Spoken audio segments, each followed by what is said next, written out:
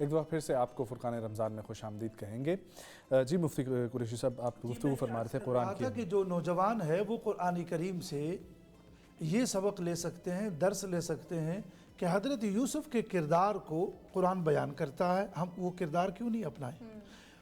اصحاب کہف نوجوان تھے، انہم فتیۃ آمنوا بربہم وزدناہم ہدی، وہ اپنے دور کے نوجوان تھے جو اپنے رب پر ایمان لے کر آئے تھے، طاغوتی طاقتوں کو وہ قبول کرنے کے لیے تیار نہیں تھے۔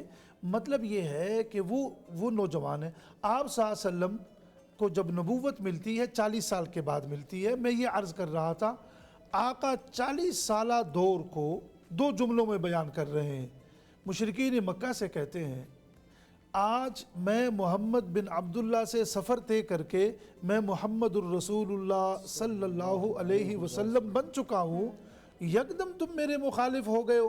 فقد لبثت فیکم عمرا من قبلی، میں نے 40 سال تمہارے درمیان میں گزارے، اس پر انگلی تو اٹھاؤ نا۔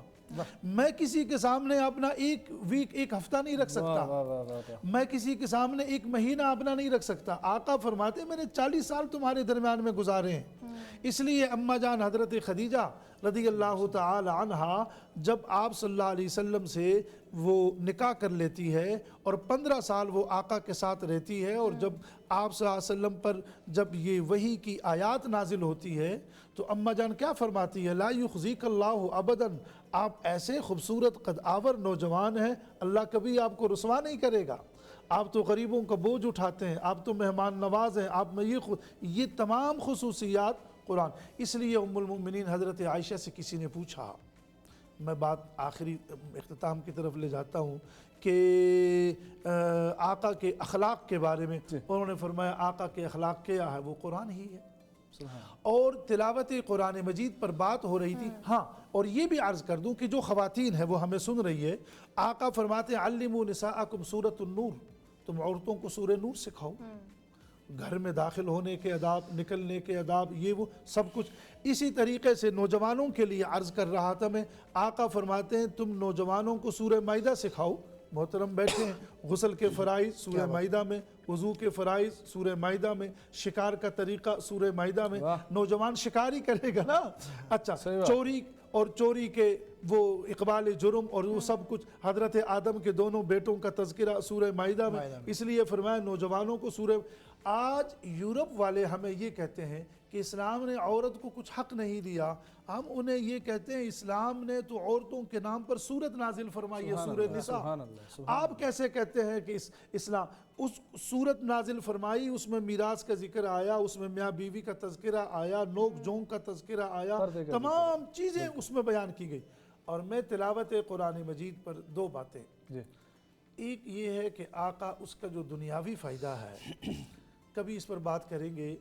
آقا فرماتے ہیں کہ علموا نساءکم، تم عورتوں کو سورہ واقعہ سکھاؤ، فإنہا سورۃ الغنا، یہ گھر میں مالداری لانے والی صورت ہے۔ یعنی خاتون میری ماں بہن رات کو سورہ واقعہ پڑھے۔ حضرت عبداللہ بن مسعود کا ارشاد ہے کہ جس گھر میں آقا فرماتے ہیں، حضرت عبداللہ بن مسعود اتنے جلیل القدر صحابی ہیں، حضرت عمر کی چیف جسٹس ہے، قاضی القضات ہے۔ ایک دن ایسے مسواک توڑنے کے لیے نا یوں درخت پر چڑھ رہے تھے، تو صحابہ ان کی ٹانگوں کو دیکھ کے نا وہ دبلی پتلی ذرا ہنس پڑے، تو آقا نے فرمایا یہ احد پہاڑ سے زیادہ وزنی ہے۔ یہ کیسے؟ حضرت عبداللہ بن مسعود آقا سے روایت کرتے ہیں رضی اللہ تعالیٰ عنہ کہ جس گھر میں سورہ واقعہ کی تلاوت ہوتی ہے وہ گھرانہ کبھی بھوک کا شکار نہیں۔ اس لیے آپ آخر میں بیمار ہوتے ہیں، ایک طویل واقعہ، حضرت عثمان غنی رضی اللہ تعالیٰ عنہ آپ کی بیمار پرسی کے لیے آتے ہیں، آپ کو رقم وغیرہ کی پیشکش کرتے ہیں، آپ فرماتے نہیں، میں نے اپنی بچیوں کو یہ کہہ رکھا ہے کہ تم رات کو سورہ واقعہ کی تلاوت کرو، کبھی تمہارے اوپر فاقہ نہیں۔ آخری بات غزوہ احد ہے، ایک صحابی فرماتے ہیں اجتماعی قبریں ہم نے کھدوائی۔ غزوہ احد میں 70 قبریں، 70 صحابہ اس میں شہید ہوئے تھے۔